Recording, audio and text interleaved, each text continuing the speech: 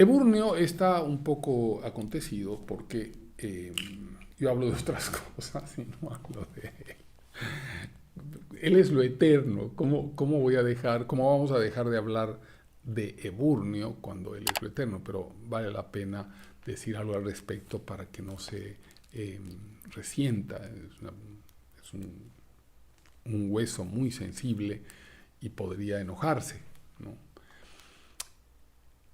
Y me ha recomendado que diga que él, así tal como es, no vio la luz del sol hasta, no solamente que se murió la carne que lo cubría, sino hasta que, bueno, ya sabemos, desapareció la carne y que alguien lo desenterró. Nunca había visto la luz del sol. O sea, así como para un boliviano ver el mar es como, no, porque no conocemos el mar, no tenemos mar. Para Eburnio ver la luz fue increíble. Fue así lo máximo.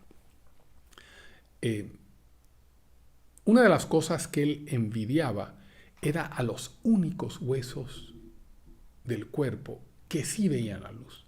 Y por eso eran la élite del cuerpo. Los dientes, ¿no? Los únicos huesos que ven la luz mucho antes que el resto. Bueno, Eburnio, espero que eso te haya dado tranquilidad, ¿no?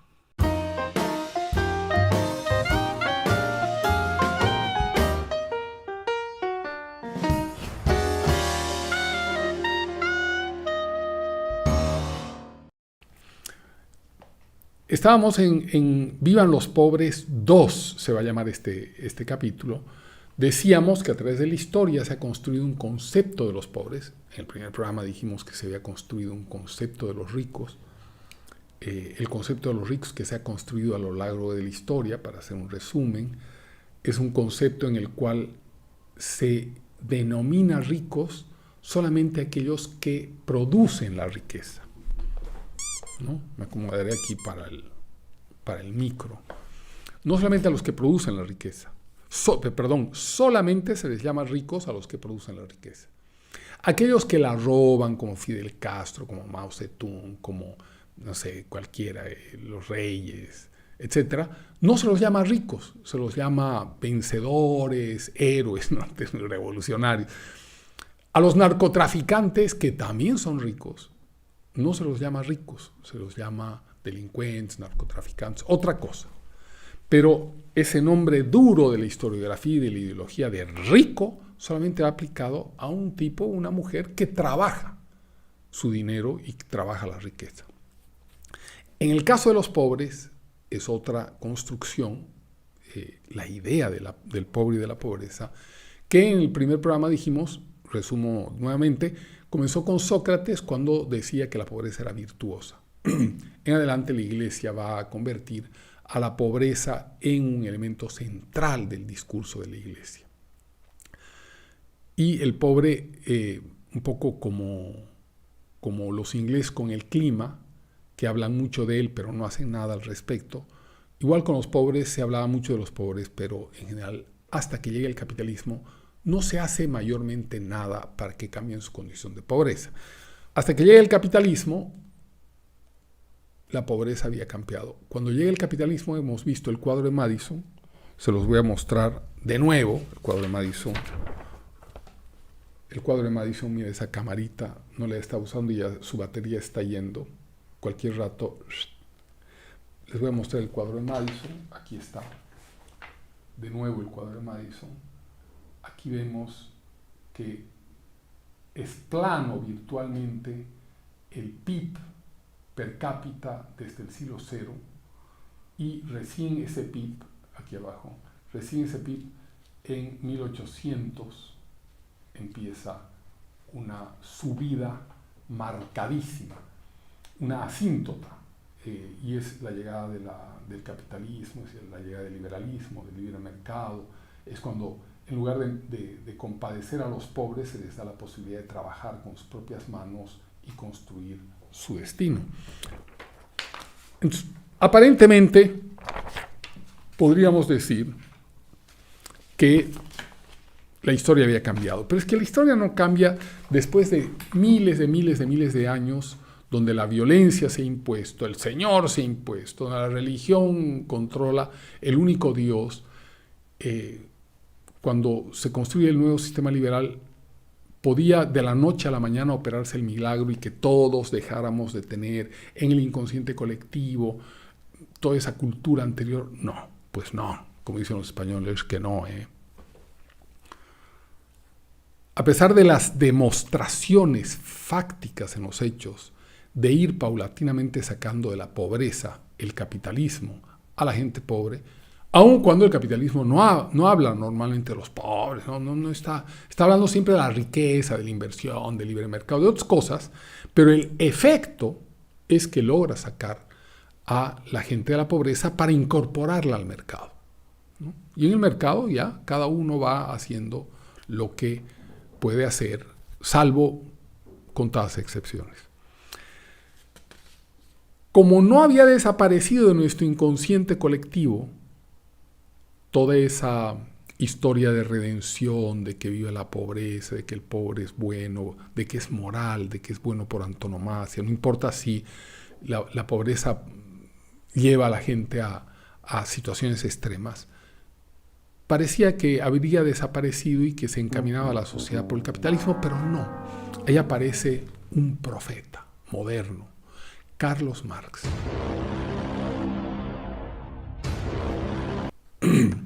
Marx vuelve a traer el asunto de la pobreza y lo posiciona de una manera muy fuerte en la filosofía, en el pensamiento, en la ideología, en la politología, etc. En todas partes. Y Marx dice, nos vamos a ir de nuevo a nuestro plano general allá arriba, antes de que se nos acabe la batería, y aquí vamos, con Marx. Y él dice, el motor de la historia, miren su barbita ahí abajo, el motor de la historia es la lucha de clases. Otra vez pobre contra rico, nuevamente el pobre contra el rico. Solamente que en el caso de Marx, el pobre, así en general, no le gustaba mucho llamarlo así, ¿no? Él era más riguroso, era discípulo de Hegel y él quería darse el postín de ser un tipo de rigor, de terminología que él creaba, ¿no? Entonces, el pobre, los indígenas son bastante maltratados por Marx y los considera gente atrasada. Para él lo importante de los pobres es el proletario. Para él el proletario es la nueva clase de pobres, es una clase obrera, cuya gran virtud de esa, a diferencia de Aristóteles que decía que toda la pobreza es virtuosa, en el caso de Marx dice no. El obrero, el proletario es virtuoso. La palabra proletario viene de aquel que solo es dueño de su prole, de sus hijos. No tiene nada más. Entonces, por eso le llama Marx proletario. La virtud para Marx del proletario es que no es dueño de los medios de producción. O sea, no importa si el tipo pateaba a su mujer, maltrataba a su hijo, robaba al vecino, eso no importa. A Marx ese tipo de cosas le tiene sin cuidado. Lo importante es que no sea dueño de los medios de producción. Frente a este proletario, que es el pobre de Marx, está el lado opuesto, el dueño de los medios de producción. Entonces es malo. El que no tiene medios de producción es bueno, proletario. El dueño de los medios de producción es el burgués, el rico. Entonces, camarada Marx introduce un elemento mesiánico en la política. Convierte la lucha política, que hasta entonces había sido una lucha por el poder, una lucha por ciertas ideas, en una religión, en una matriz religiosa. Obviamente, Marx había dicho que la religión era el opio de los pueblos, había despotricado contra las religiones celestiales.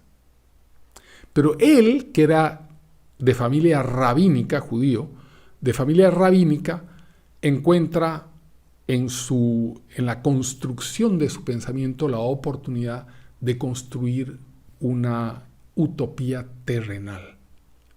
O sea, ya el paraíso para Marx no va a quedar en el cielo, como había sido por 1500 años de historia de la religión católica dice que venimos Adán y Eva en el paraíso y después los botan y tal, y que nuestro propósito es retornar a ese paraíso, Marx dice no. Es la ecuación de Marx.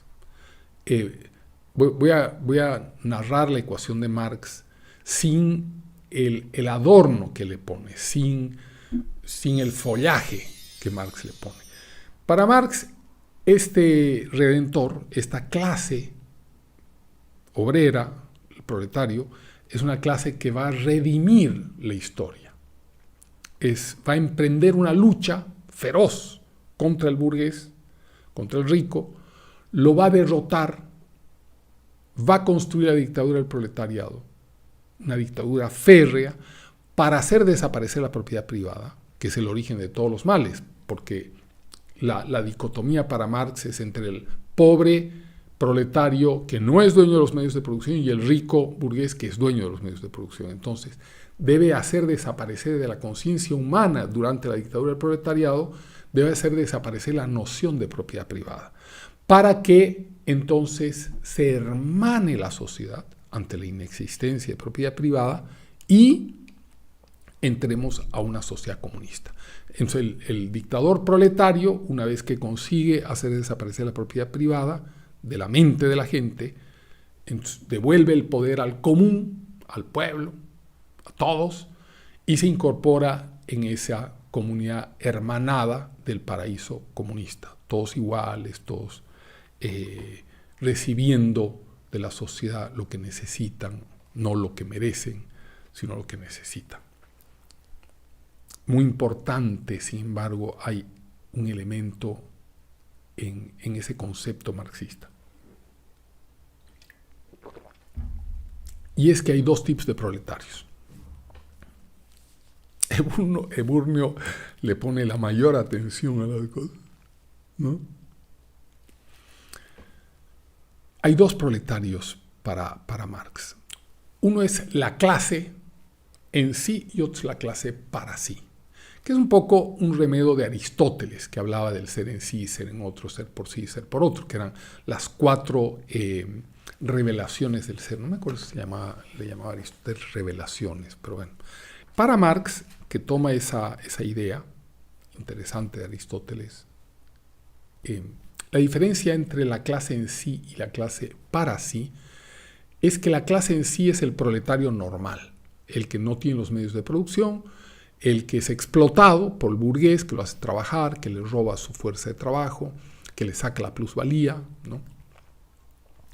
¿Cuál es el proletario iluminado que redimirá la historia? Aquel proletario que tiene conciencia de clase. Qué interesante, ¿no? O sea, ese proletario, no, hola, ¿qué tal? Ese no.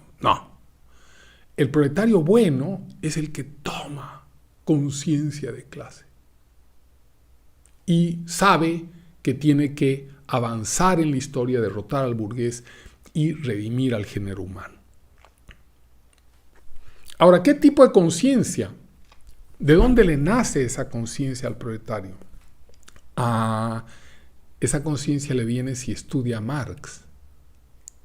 Marx es el profeta. Marx es la Biblia. Marx es el apóstol. Que si el proletario conoce, estudia y se concientiza con Marx, pasa de ser clase en sí a clase para sí. Entonces, en ese momento ya deja de ser, hola, ¿qué tal? ¿No? Pasa a ser un proletario, ¿no? Un titán de la historia. Nuestro tema es Vivan los pobres. Vuelve a posicionar la discusión entre ricos y pobres.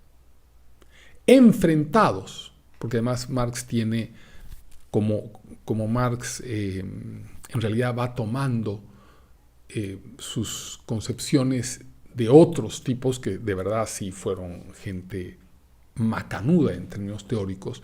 Por ejemplo, toma la teoría del valor de Adam Smith y de David Ricardo, va a tomar los conceptos de la dialéctica de Hegel, en fin, él se va a apropiar de todo esto y va a hacer una especie de Frankenstein con pedazos de distintas teorías y va a ser un Frankenstein que ese es el marxismo. que va a engendrar el comunismo. Ve, ya se me está acabando. Ahí está, esta camarita se me está acabando. Cualquier rato. No la he usado mucho y sobreviviremos sin ella. Bueno, entonces, ese Frankenstein que crea Marx con la fuerza de la historia, que está clamando una teoría terrenal para seguir la vieja historia de las religiones redentoras y mesiánicas, llega Marx y le proporciona a la humanidad una teoría redentora y mesiánica terrenal, ya no celestial, como hacía la Iglesia con el monoteísmo judío, el monoteísmo islámico, musulmán, ¿no? Maometano, el católico, el protestante. No, ya no. Él trae el terrenal. Entonces, vuelve a posicionar al pobre. A pesar de que, como dijimos, no quería mucho a los indios, habla mal de ellos, dice que son premodernos, que el único que sirve es el proletario. Pero ahí llega Lenin y hace una revolución en Rusia. Agarra el marxismo y empieza ya a hablar de los pobres. Se da cuenta que hay muy poco proletario. Y en los países donde hay proletarios, que son los países capitalistas avanzados, los proletarios no están tan decididos a destruir el sistema. Entonces, cuando los que están más decididos a la revolución, a la sublevación, son los países del tercer mundo, los países con otro tipo de tensión épica, le llamaremos. La Revolución Rusa consigue finalmente imponer un registro de los pobres. Entonces, así misma se llama la Revolución Rusa la patria del proletariado. Claro, Rusia, como ustedes saben, se había convertido en la URSS, en la Unión Soviética, porque empezó a agarrarse un montón de provincias distintas y empiezan a constituir una Rusia extendida con otras provincias, con la Ucrania de hoy, con Lituania de hoy, con Estonia de hoy, con parte del mundo musulmán, con Afganistán, con parte de varios otros territorios, ¿no? Entonces, constituye la Unión de Repúblicas Socialistas Soviéticas y esa va a ser la patria del proletariado, la patria de los pobres, ¿no? Stalin y Lenin proclaman la patria de los pobres, son marxistas, son comunistas. Bueno, se mandaron y mataron 40 millones de seres humanos. Después llegó otra revolución magnífica, tremenda, en la China, también otro país atrasado. Mao Zedong. El resultado de esa revolución, 60 millones de seres humanos muertos. Entonces, no importa que dé resultados el capitalismo para los pobres, lo importante es el discurso de manipulación del pobre y de la pobreza. Ese discurso que mueve a la conmiseración. En 1959 sube la Revolución Cubana y sube un titán, un tipo, a diferencia de Lenin y de Stalin, que eran horripilantes, sube Fidel Castro, que era pues un muñeco, ¿no? Un príncipe, así aunque se ponía barba, tenía su mentón así como Gary Grant. Era un tipo hermosísimo. Y a diferencia de Lenin, que tenía una esposa un poco feuca, que era la Krupskaya, él tenía una esposa bellísima. Ya se había divorciado para ir a la Sierra Maestra, Fidel Castro, pero era un coqueto, digamos, ¿no? Era un tipo hermoso. ¿Qué dice Fidel Castro de la pobreza? Bueno, dice, aquí está, en su discurso en la clausura de la plenaria del azúcar en 1960, dice, como siempre le echa la culpa a los gringos, ¿no? Porque lo que esos gringos hacían aquí en Cuba era vivir del trabajo de los cubanos, de nuestros campesinos muertos de hambre, era vivir de la miseria y de la pobreza, y está la pobreza de nuestro pueblo. Discurso de Fidel Castro Ruz en el acto de clausura, y está la fecha, tal, por si quieren la cita.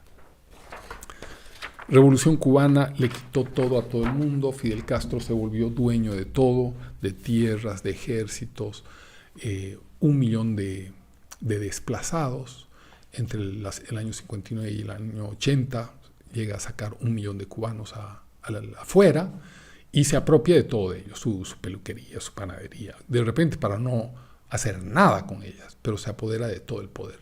Es un tipo capaz de mandar 50.000 hombres, soldados, a pelear a Angola porque a él le da la gana. No es porque haya habido consideraciones de que eso va a mejorar, no, nada. Él era un señor de la guerra y manda ese montón de gente y hace lo que le da la gana en ese país. Esa es la estructura de aquellos que hablan de la pobreza. Y de pronto llega un hombre como Hugo Chávez con el discurso de la pobreza. Esa casita que se ve ahí con 2 balcones. Y ahí lo que están en unos negocios. Exprópiese. Este edificio de aquí, ¿cuál es? También es un edificio que tiene locales comerciales de propiedad privada. Exprópiese, señor alcalde. Exprópiese.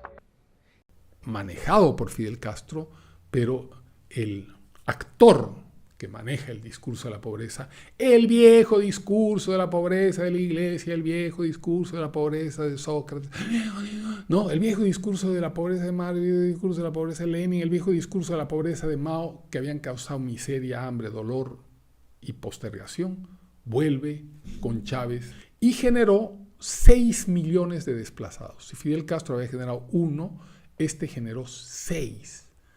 O sea, es así como les duele la pobreza a los que manipulan el discurso de la pobreza con fines del poder político, de la ruindad de destruir casas, haciendas y vidas humanas. Claro, sin pobres se acaba el discurso de la pobreza. Lo que hace mal el capitalismo es que resuelve la pobreza en lugar de mantener el discurso impertérrito. Bueno, cae la Unión Soviética, todos creíamos que, bueno, ya finalmente con semejante caída y semejante prueba, ya era como hora de darse cuenta, de abrir los ojos de que el capitalismo era infinitamente mejor para los pobres. Olvídense de los ricos, ya hemos hablado en el programa anterior, siempre hay ricos, rateros, revolucionarios, socialistas, comunistas, burgueses, siempre hay ricos. El problema son los pobres. Entonces, el capitalismo para los pobres es mucho mejor. Claro, carece del discurso de los pobres tan eficaz. Ya pensamos que la Unión Soviética, su caída, etcétera, se había acabado, pero no llega Chávez en Venezuela. Llega Evo Morales en Bolivia, llega el nicaragüense impresentable, o sea, empieza de nuevo el discurso de la pobreza que en el fondo esconde un registro del poder absoluto. Ahora, lo más sorprendente, porque bueno, es un país atrasado, no somos así como, no crean que estoy en Estados Unidos, no tengo ni visa, estoy hablando conceptualmente, estoy hablando de conceptos filosóficos, políticos, ideológicos, no de mi condición. No tengo visa americana, hace 2 años, no tengo ciudadanía americana, como, está defendiendo a su país, así. No, soy boliviano y tengo pasaporte boliviano. He ahí que después de toda esta experiencia de tanto tiempo, aparece nuevamente posicionándose no en Zimbabue o en Bolivia, sino en Estados Unidos, en el corazón del que ha resuelto el problema de la pobreza, a través de la ciudadanía, a través del individualismo, a través de la inversión privada, ¿no? A través de todos esos mecanismos que han avanzado muchísimo, inmensamente, como nadie en la historia humana, en la solución de la pobreza. He ahí que aparece otra vez empoderado el discurso de la pobreza. Y ahí el viejito Bernie Sanders, un viejito que ustedes conocen, esa cara de iracundo que tiene, y que dice, ha habido una serie de estudios, qué capo, ¿no? Que han necesitado estudios que han aparecido recientemente, o sea, no son de antes, que han demostrado que las personas de bajos ingresos tienen una esperanza de vida significativamente menor que las personas ricas.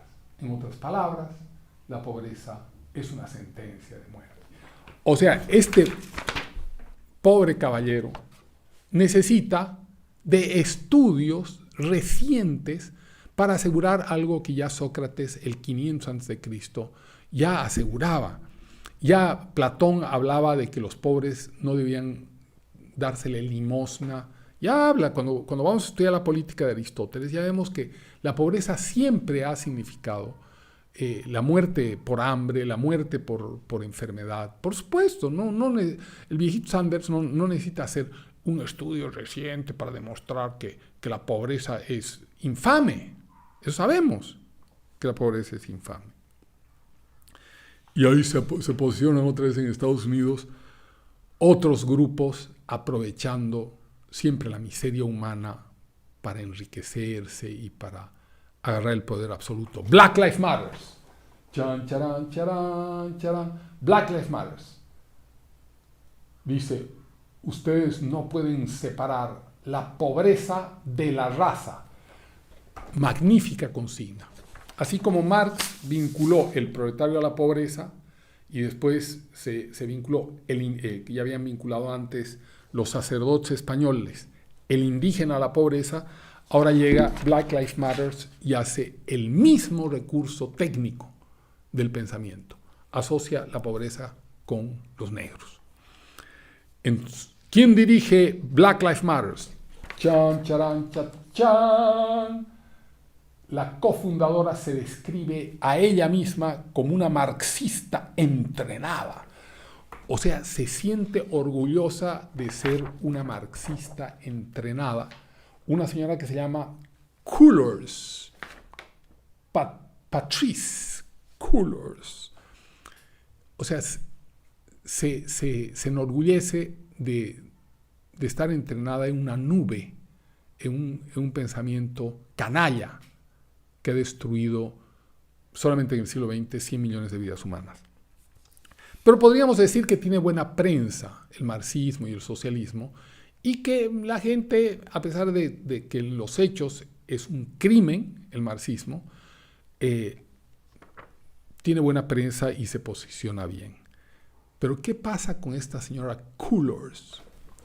Chan, charan, chachan. Black Lives Matter and the $6 million luxury mansion.